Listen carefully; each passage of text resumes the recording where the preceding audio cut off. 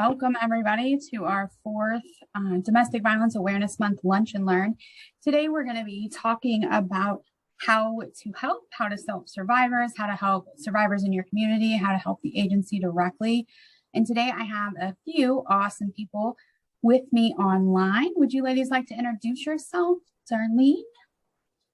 Hi, I'm Darlene Jones. I'm the Executive Director of the Violence Prevention Center. And I am Ellen Cugier. I am the director at the Shelter Shop for the Violence Prevention Center. Awesome. And I am, once again, Melissa, the Director of Development and Marketing here at the agency. We are excited to do this fourth and final Lunch and Learn for October. We hope we've taken a lot of time to help do some myth busting, let you learn a little bit more about domestic violence and how to support survivors that might be in your life. With that, let's just dive right in, guys, and talk a little bit about how you help a friend.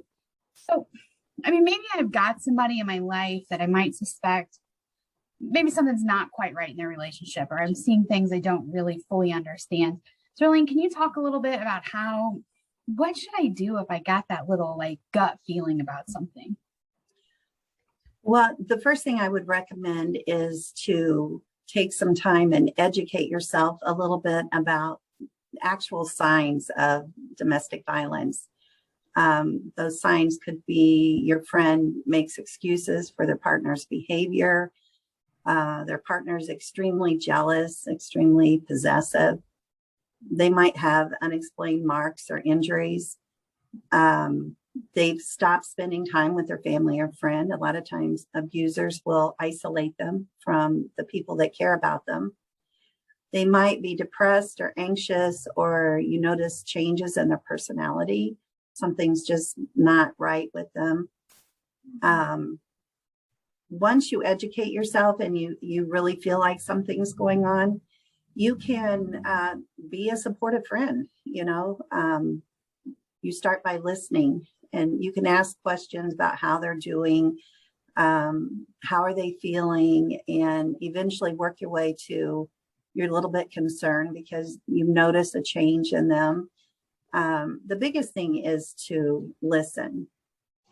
You should not give advice. You can offer to help brainstorm if they do confide in you and say something is going on. They might not even recognize it as domestic violence. What they explain to you could just be, he's very jealous, he's very controlling, but they might not recognize that it's domestic violence. But one way that you could be helpful is to help them brainstorm different scenarios of things that they're going through and maybe ways they could work around those things.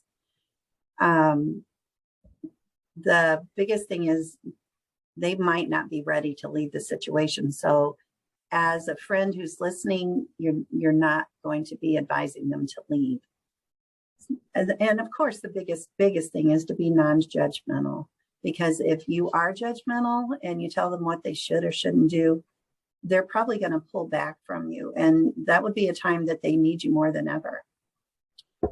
So I think when we talk about how do we even begin? Do you have any pointers on how to even begin that conversation with a friend? I feel like that's kind of difficult. You don't lead in with, hey, right? Or do you? Do you just be upfront? You just be a friend. And you can lead in with, I'm a little bit concerned. I'm just checking in on you because these are the things I've noticed that are a little bit different. And even if they're not ready to talk to you right now, just showing them that support later, it might be easier the second time around for them to say, you asked me the other day and I said nothing's wrong, but actually there is something that's wrong. So opening the door is the first step. It can be difficult to admit something's going on sometimes. Yeah, I can imagine it would be. So if you have a friend that maybe has disclosed to you, or you've had that tough conversation and they've said, yes, I need, or something is wrong, how do you go about convincing someone to get help? You don't. You don't convince them. You have to respect where they're at. And if they're not ready to leave, or if they're not ready to get help, it's a gradual process. And the best friend you can be is to be right there with them, because the more they feel your support, the safer they will feel. And it might take several conversations, and they might start initiating it. It's just important to respect where they're at. Sometimes when we care about people and we see that they're in a situation that's unhealthy, we want them out of that situation. You know, we worry about them. We want them to be safe. We don't want them to be hurt. And it's real easy to say, you need to get out of that relationship. But if that's not where they're at, you're alienating them. So it's hard. It's very hard, but you have to stay there with them and let them know you are there regardless of what's going on. You have to allow them to make their own decisions. Yeah, I think that is really important. And, you know, as people might be listening right now, maybe they're experiencing domestic violence, or they do know somebody that's experiencing domestic violence. One of the best things that we can do and offer as an agency is to get them help. They can reach out to our hotline at any time at 618-235-0892. And you can too as a friend if you just need some advice. Like, you know, we need to know what to do next. Might be a great place to reach out. Right. And then, you know, we talk about a lot about what to do, but I think a lot of us sometimes when we're helping a friend, we don't do anything because we're afraid we might do it wrong. Yeah. Right? And we don't want to kind of mess with our friend's relationship. What are some of the things you really should avoid doing? We've mentioned a few of them, but can you kind of highlight them again? And well, I think the huge thing is you don't want to tell them to just break up with that individual. There's different reasons. Number one, if you start telling them what they should and should not do, you are potentially mimicking what the abuser is doing. The abuser is constantly telling them what they should and shouldn't, or can and cannot do. And so you want to leave them with that sense of empowerment. So you're there to support them. So the last thing you want to do is alienate them, because you're not going to be of any help to them at all. The other thing is the danger in encouraging somebody to just get out. It's actually the most dangerous time right before a survivor either leaves the relationship or they just left the relationship. The way it works, abusers are very controlling. And when they see that they're about to lose that control, they panic. And that's when it is the most dangerous time. And they are at the highest risk of being injured severely or even murdered. So you don't want to be a friend that encourages that, because nobody knows better than the survivor when would be the best time to leave. So we have to trust that they know what is the best time if they're wanting to leave. The other thing you don't want to do, don't recommend couples counseling. If it's a domestic violence situation, that's another opportunity for the abuser to control exactly what's happening in that session. We train hospital personnel that oftentimes abusers will bring the victim into the emergency room. And it's important to find a way to separate them, because the same scenario, they're not going to be able to speak freely with that abuser sitting right there with them. yeah. And I think, you know, you mentioned earlier about it being very dangerous as survivors are leaving, or right before, or right after, being a very dangerous time in their life. And, you know, I think we've all kind of fallen victim to maybe Hollywood stereotypes and Lifetime movies and stuff, and think that there's a huge threat of danger. So can we kind of talk a little bit about, as a supportive friend, are you in danger when you're helping someone leave, or maybe some tips to stay safe if you are helping a friend? Well, you absolutely want to avoid putting yourself in danger. Don't offer to speak to the abuser. You don't want the abuser to see you as a threat to the relationship or to the control that he has. So you don't want to get in the middle to that degree. You're there to support your friend. You're not going to be able to change what an abuser is doing. you're only potentially going to make it worse and get yourself hurt. Call the police. If you see something happening and there needs to be an intervention now, don't do it yourself. Call the police and let them do the intervention. Perfect. So finally, let's say that I have a friend who's left or in the process of leaving. What are some great ways to support that person through that? What are some like tips or tricks? I think maybe a lot of us just don't know what to do, right? So we kind of don't do anything. Yeah, and that's true. I mean, it's very difficult. Some of the things that will stop somebody from leaving are some of the basic things, like if they have pets, because the abuser might be threatening to harm their pet.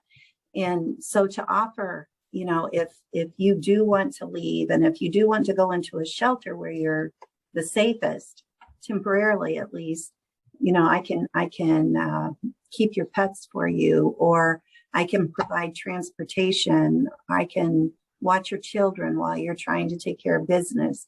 Those are some basic things that seriously will keep people in abusive homes. The biggest thing is to commit to being supportive. If they actually do leave, they're going to have, throughout the whole thing, they're going to have ups and downs. But if they leave, you might be like, great, they've done what they need to do. They're feeling strong. They're in a good place. It's going to waver because they've been traumatized, number one, and trauma doesn't just go away.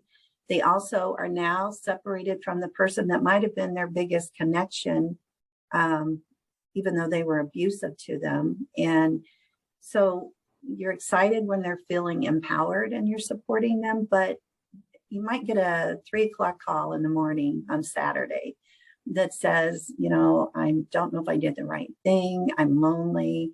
I don't know how I'm going to make it on my own. I'm really trying not to call him, but I think I want to continue to be supportive and help them process through the ups and the downs.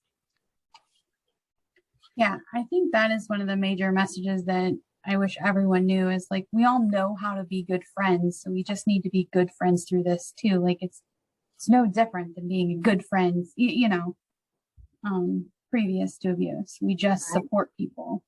Right. And it's just really important. This is a brand new journey they're going through, and the journey they've just been through has probably been a secret. So now they're on their own. They're going through this journey, and they need you as a friend to go through the journey with them. And again, it's all about educating yourself. And even our counselors here at the agency, they're not just available for survivors. They are also available for friends of survivors to kind of help them know what they should be doing to help their friend. Yeah, also, so you can access our services at 618-235-0892. We also have a pretty robust website if you're wanting to learn more about domestic violence, and that is at vpcswi.org or on social media at vpcswi.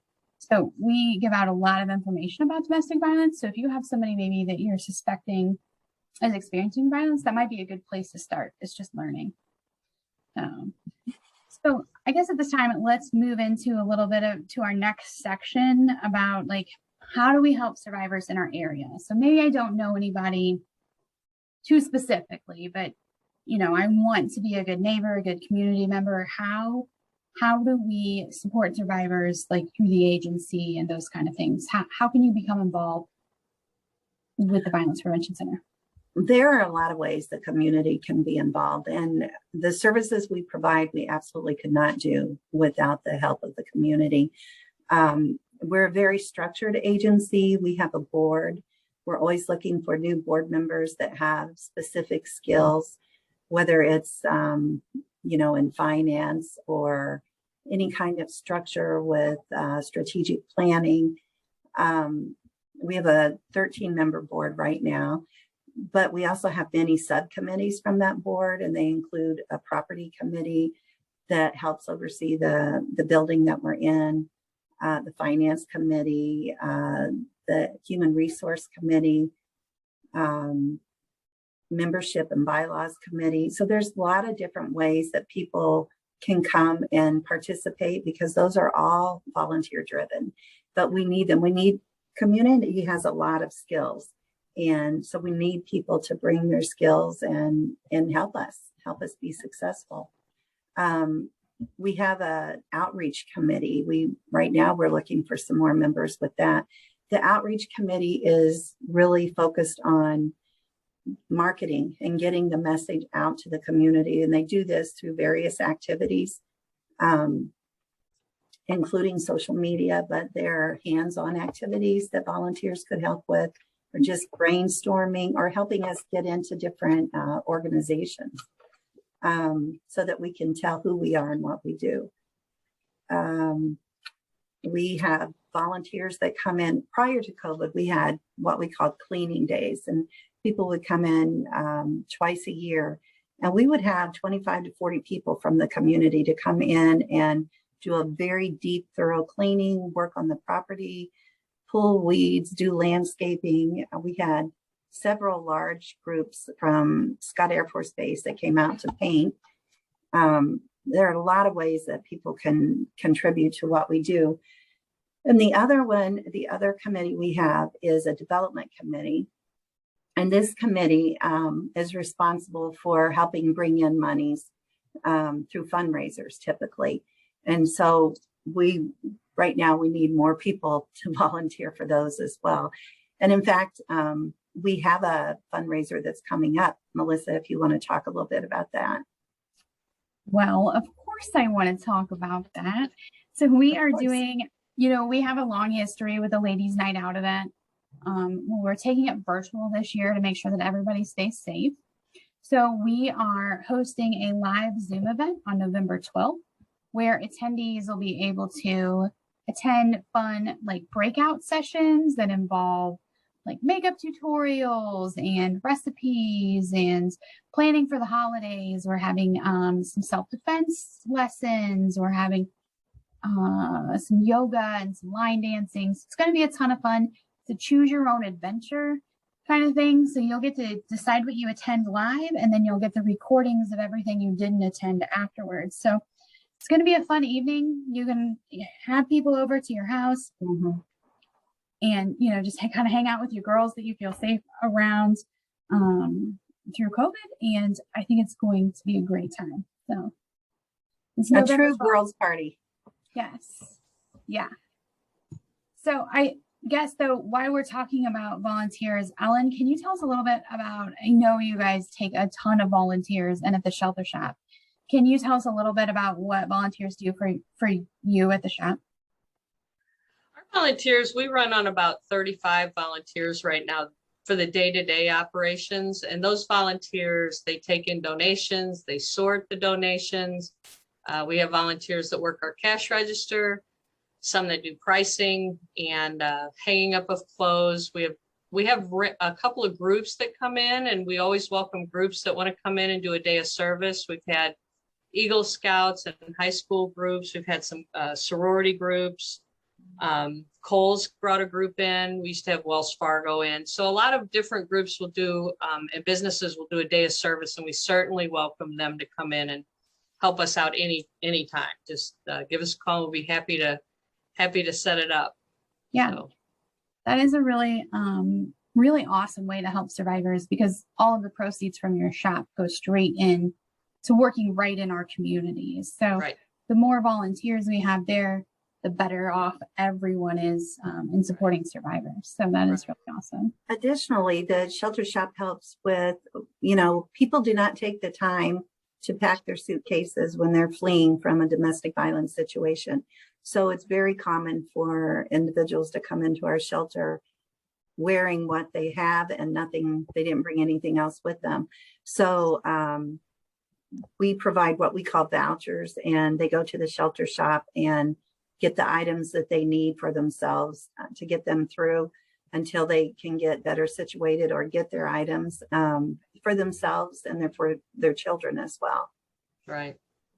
And we feel good about that. I mean, we have a very big store that the volunteers are very proud of. We run a really beautiful store here with a lot of housewares and clothes and anything you might need, or our clients might need if they're getting new household. We have everything they need to get started. So we do take donations. We rely solely on donations of the community.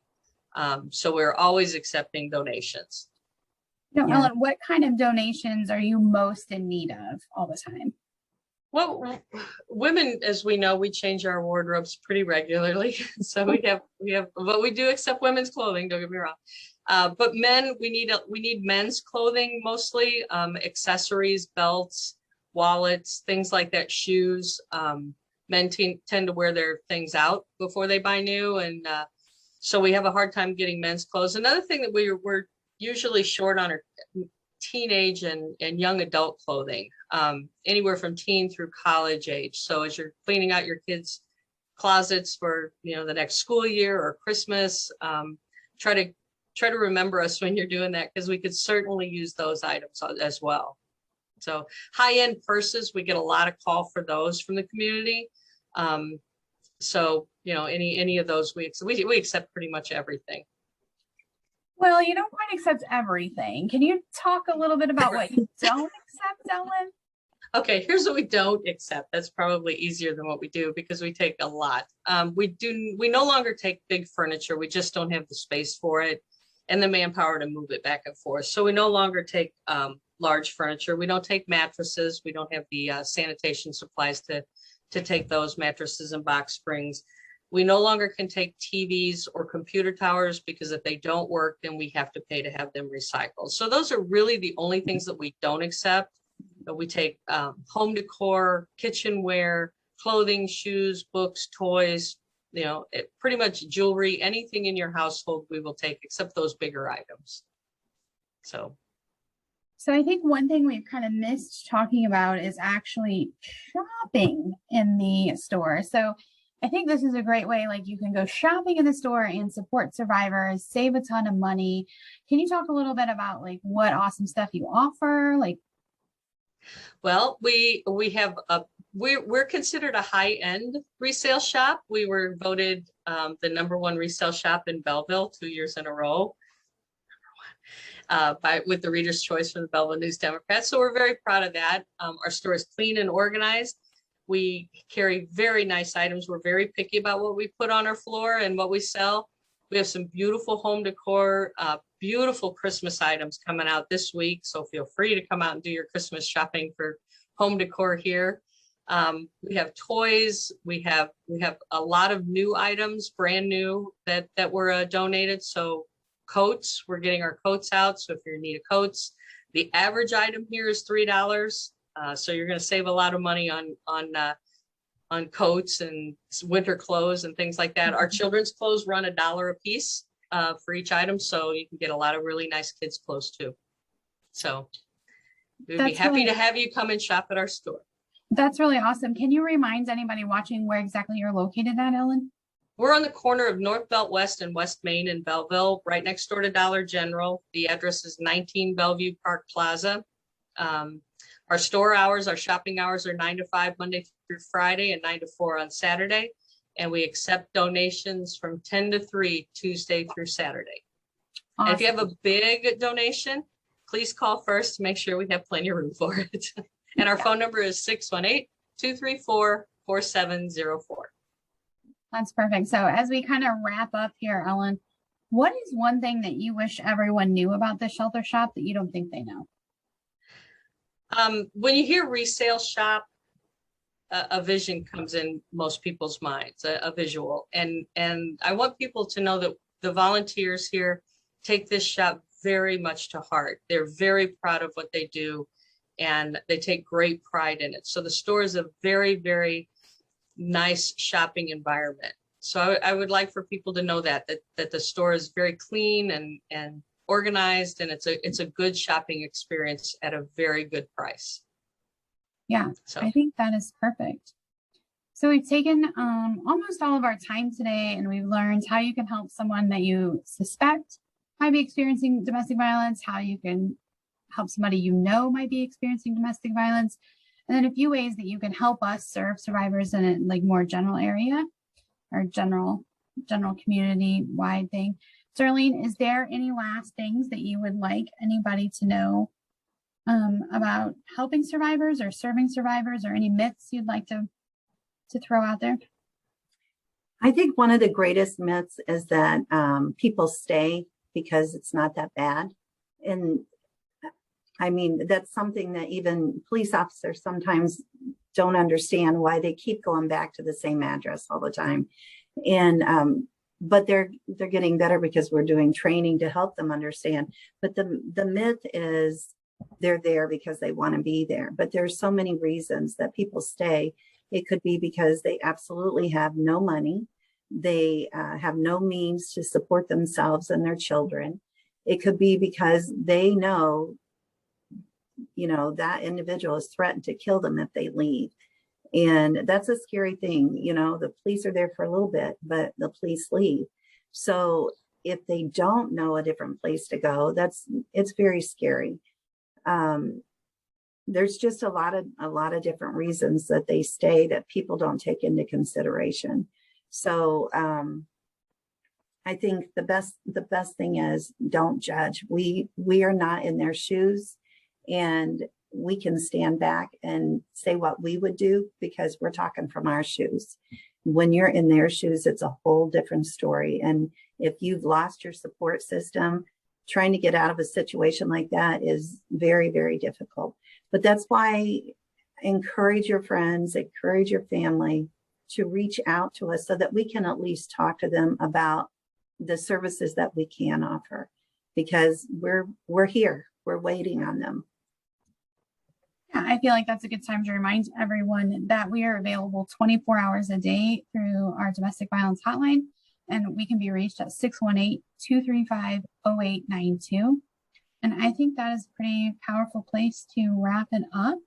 So I'm going to close out our fourth and final Domestic Violence Awareness Month Lunch and Learn, and we will see you guys shortly. Have a great day. Bye. Bye.